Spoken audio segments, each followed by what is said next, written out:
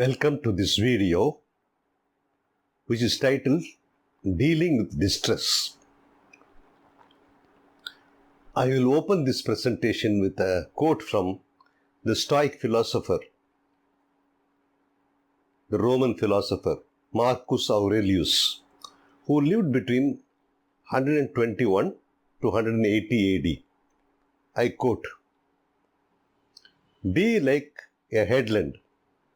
The waves beat against it continuously, but it stands fast, and around it the boiling waters dies down. It is my rotten luck that this has happened to me. On the contrary, it is my good luck that although this has happened to me, I still feel no distress, since I am unbruised by the present and unconcerned about the future. What happened could have happened to anyone, but not everyone could have carried on without letting it distress him. So, why regard the incident as a piece of bad luck rather than seeing your avoidance of distress as a piece of good luck?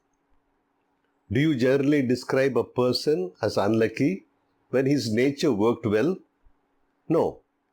Or do you count it as a malfunction of a person's nature when it succeeds in securing the outcome it wanted? Can what happened to you stop you from being fair, high-minded, moderate, conscientious, unhasty, honest, moral, self-reliant, and so on?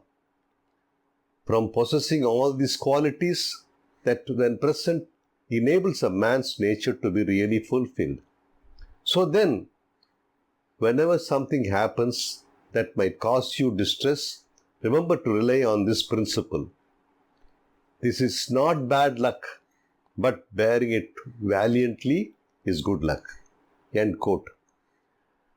Well, beautiful quotation, though a little long, but conveys a fantastic meaning and probably a good medicine for today's world. We live in this pandemic and post-pandemic period where we are subject to a lot of distress. So, let us take this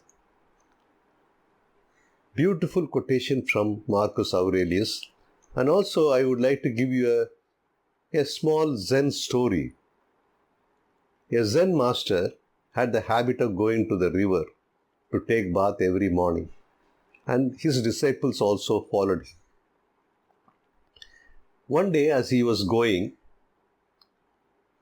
there was a madman sitting on the bank of the river.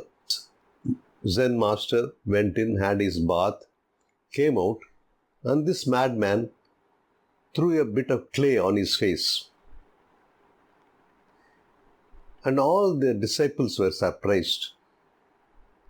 But coolly, the Zen master wiped off the clay, went into the river, took a bath again, and came back. This happened a number of times.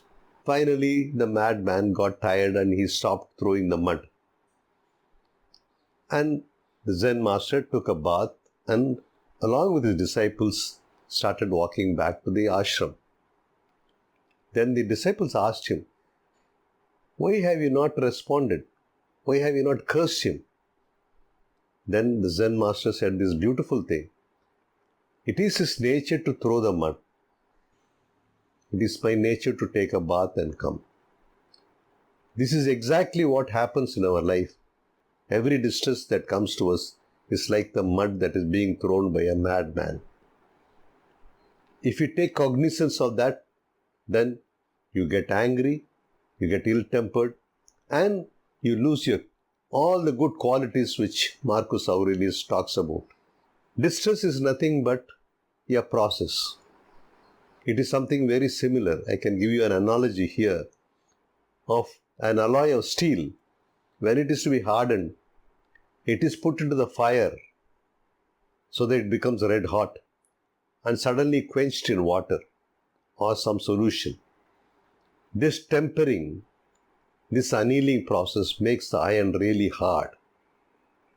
So also, distress is nothing but a process which is given to you to evolve into a hardy human being in this life so that you can face all problems. This is the moral. Don't take it as a bad luck when something which distresses you happen. Take it as good luck because you are able to avoid it and learn from it and go on. This is what I wanted to share with you. Thank you for watching, and I will meet you in the next episode.